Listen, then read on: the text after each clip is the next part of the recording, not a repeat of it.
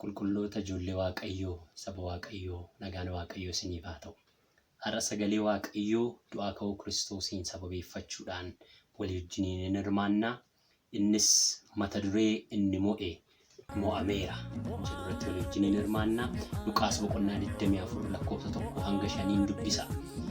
Guyyaa jalqaba torbaniitti gaafa sanbata guddaa obboroo dubartoonni sun urgooftuu dibataa isa qopheessanii turan fudhatanii gara awwaalichaa dhaqan.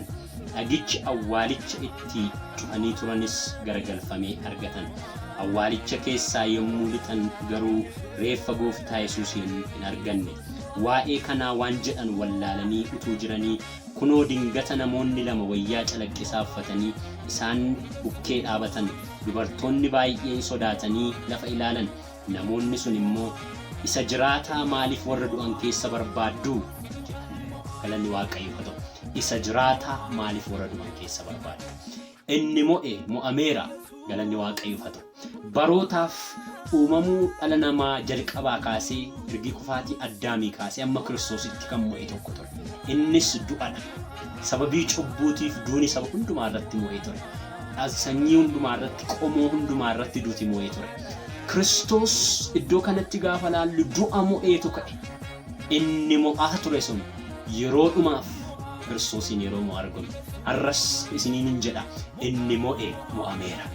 Duuti Addaamii jalqabee hamma Kiristoositti saba hundumaa irratti mo'aa ture.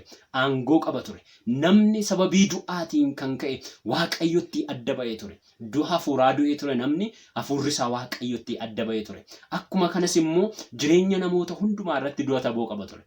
Kiristoos garuu isa namoota irratti dhaloota hundumaa irratti aboo qabaate kana hundumaa gararraa aboo godhachuudhaan du'a mo'ee jiraataa ta'ee ka'eera.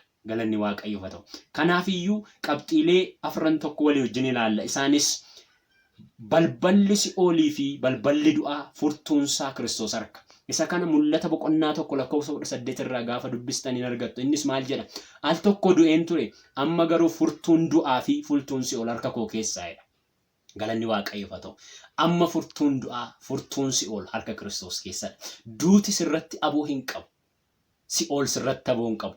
Warri Kiristoositti amanan aangoo du'aaf aangoo Si'ool gararraadha. Sababiinsa inni al tokkicha nuu du'uu isaatiin jireenya bara baraa nuuf kenneera. Galanni Waaqayyoof haa ta'u.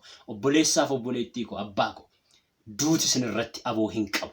Si'ool sinirratti aboo hin qabu. Warri Kiristoositti amanan jireenya bara baraa qabu. Warri Kiristoositti amanan du'arratti aboo qabu. Inni kan biraan nuti Kiristoosii wajjin jiraatoo taaneera. Inni mo'aa ture sun mo'amuu isaatiin. Inni mo'e duuni Kiristoosiin mo'amuu isaatiin nuti Kiristoosii wajjin jiraatoo taaneera.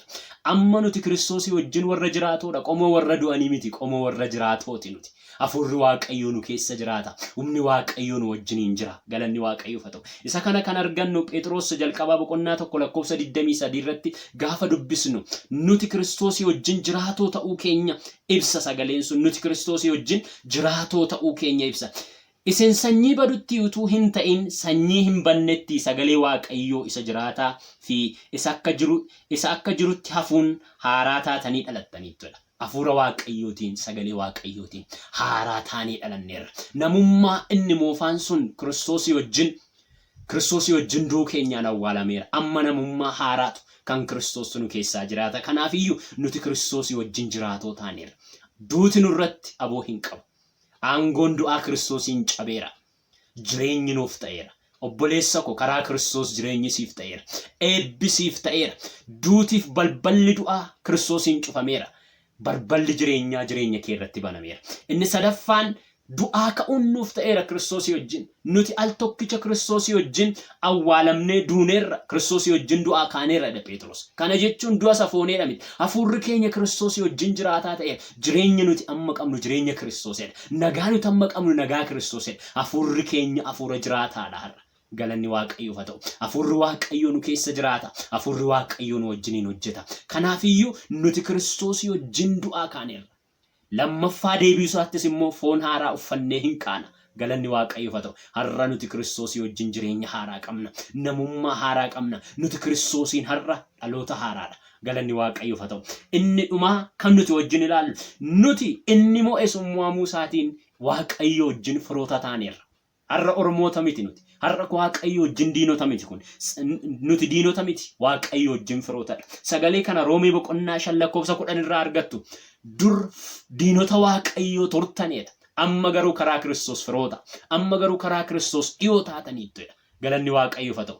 Nuti karaa keenya miti. Karaa tokkicha ilma waaqayyoo Kiristoos firoota waaqayyoo taaneerra. Har'a cubbuu keessa jirtuun haala keessatti liqimsamtee jirtuun dogoggora jireenya kee irra jiruun waaqayyo naan hin jaallatu, waaqayyo naa wajjin waliin galu, waaqayyo naan dhimma koo hin qabu jetta yoo taate obboleettii ko waaqayyo dhimma kee qaba. Ati har'a fira waaqayyooti. Kiristoos wajjin jireenyi siif ta'eera. Kiristoos wajjin eebbi siif ta'eera. Kiristoos wajjin nagaan siif ta'eera. Inni nuun amanne kun Kiristoos isa du'a mo'ee ka'eedha. Duuti sarratti aangoo hin qabaanne, aangoo du'aaf aangoo si'ool hundumaa diigee ka'e. Galanni waaqayyoof haa ta'u. Iddoo biraatti warra du'anitti wangeela lallabeedha. Galanni waaqayyoof haa ta'u. Kiristoos nu warra du'unee turreef wangeelli lallabameera karaa Kiristoos. Galanni waaqayyoof haa ta'u. Kanaaf iyyuu saba waaqayyoo irra akkasa isiniin jedha. Inni mo'e mo'ameera. Inni seenyuudha, du'adha. Duuti karaa cubbuu saba hundumaa irratti mo'ee ture. Jireenyi karaa Kiristoos nurratti mo'eera. Hallelujah. Duuti karaa sababii Addaam dogoggora sababii Addaam cubbuu Addaamiin saba hundumaa dhuunfatee ture. Qajeelummaadhaa fi fannifamuu Kiristoosiin immoo jireenyi anaaf isinii ta'eera. Har'a jireenyati qabdu jireenya bara baraati. Kiristoos keessaa jiraata. Maalitti abdii kutattee jirta? Jireenyi kee jireenya ulfinaati. Jireenyi kee jireenya eebbaati. Har'a sababii ayyaana kana sababeeffachuudhaaf ergaa tokko isinitti hima. Kiristoosiin kan hin beekne akka tasaa dhaggeeffachaa jirtu yoo ta'e, Kiristoos sababii cubbuu keessaniif fannifameera. Kiristoos sababii cubbuu keessaniif du'eera. Kiristoos sababii cubbuu keessaniif du'aa ka'eera. Har'a si'ool isin irratti haboon qabu. Duuti isin irratti haboon qabu. Isin karaa Kiristoos jiraatoodha. Galanni waaqayyoof haa ta'u. Warri Kiristoositti amanan immoo jireenya bara baraa qabu. Kanaafiyyuu jireenya keessan gaafa laaltan, mana keessan gaafa laaltan, waan abdiin qabne yoo isinitti fakkaate inni abdii ta'e Kiristoos du'aa ka'eera. Yeroo kanaa kaasee jireenya keessaniif isa kana dubbadhaa. Jireenyi koo Kiristoosii wajjin du'aa ka'eera. Abdiin koo haara'eera. Namummaan koo haara'eera. Namummaan koo namummaa moofaa miti. Namummaa Kiristoosiin haaraa ta'eedha. Dhugumaan isinitti hima. Har'aa kaasee jireenyi keessan jireenya haaraa hin ta'a. Isa kaleessaa miti sun Kiristoos du'a mo'ee ka'eera. Jireenya keessan irratti inni humna qaba. Isatu aangoo qaba. Duuti aangoo hin qabu. Cubbuun aangoo hin qabu. Seexanni aangoo hin qabu. Warri karaa adda addaatiin seexanni abdii isin kutachiise lakkii seexanni Kiristoosiin mo'ameera. Kan isin irratti humna qabu Kiristoosidha. Kan isin irratti hojjechuu danda'u Kiristoosidha. Galanni waaqayyoof haa ta'u. Sagalee kanarra dhaabachuudhaan inni mo'e mo'ameera isa jedhu irratti nan kadhadha. Waaqayyo jireenya keessan irratti isa abdii isin kutachiise mo'ee isin agarsiisa. Isa sirraase hundumaa iddoo gadhiisisaa fuudhu waaqayyo. Galanni siif haa ta'u Abbaa. Waan nutti dubbatteef galatoomi.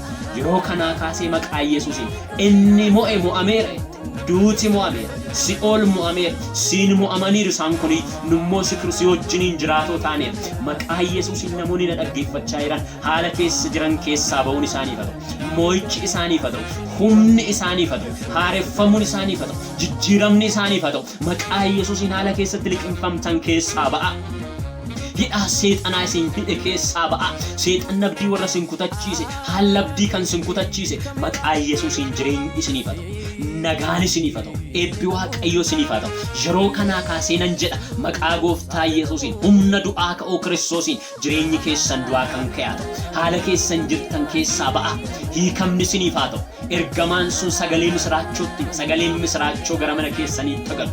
Isaan awwaala gaafa dhufan, gara awwaalaa gaafa dhufan du'aa ka'ees argani maqaa Yesuus Kiristoosiin inni si jalaa du'e haa ka'u. Inni abdiitti kutatte haa ka'u. Inni gaaffisitti ta'e deebii haa argatu. Yesuus gooftaadha. Hallelujah. Maqaa Yesuusiin jireenyi keessan jireenya eebbaati. Jireenyi keessan jireenya nagaati. Jireenyi keessan jireenya mo'ichaati. Har'aa kaasee aangoon du'aa sinirraa cabeera. Aangoon si'ool sinirraa cabeera. Aangoon seexanaa sinirraa cabeera. Humni Kiristoos isinirratti mul'ata. Galanni siif haa ta'u. Waan nu gargaarteef galatoomi. Sagalee kanaan immoo baay'een waan eebbifamaniif sin galateeffadha. Maqaa Kiristoos Yesuusiin ameen. Yaanni waaqayyoo humni waaqayyoo isiniif haa baay'atu. Eebbifama sagalee kanaan immoo akka isin eebbifamtan namana namoota haala adda addaa keessanii jiraniif sagalee kana irraa waaqayyo jireenya keessanii barri keessan bara mo'ichaa ayyaana gaarii gooftaa isaanii.